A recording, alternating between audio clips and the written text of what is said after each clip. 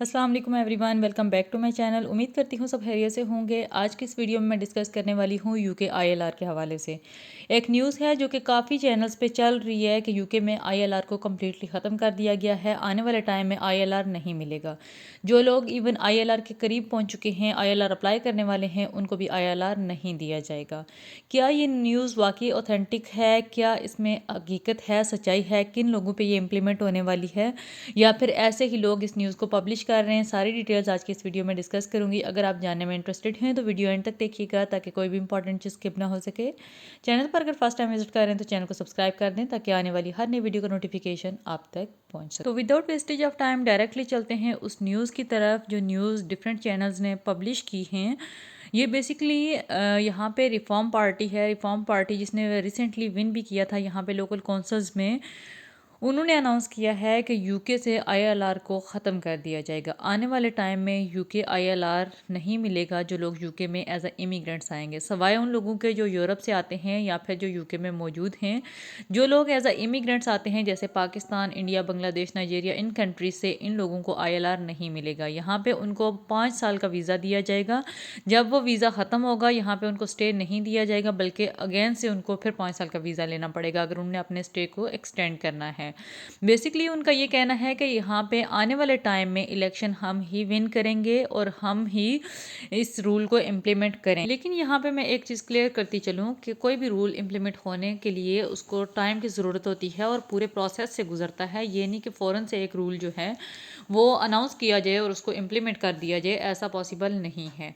और ऐसा भी पॉसिबल नहीं कि वो लोग जब इलेक्शन में आए तो वही विन करें। हो सकता है कि वो लोग इलेक्शन ही विन ना करें। इन केस वो विन कर भी जाते हैं तो रूल इम्प्लीमेंट होने के लिए टाइम की ज़रूरत है। यूरोपियन और यूके की कंट्री में ऐसा नहीं होता कि किसी की भी हक तलफी की जाए। जो लोग ऑलरेडी यूके में 5 साल पूरे कर चुके होंगे या आईएलआर अप्लाई करने वाले होंगे उनको ऑफ कोर्स अप्लाई करने दिया जाएगा। अगर रूल इम्प्लीमेंट हुआ तो नए आने वाले लोगों पे इम्प्लीमेंट होगा।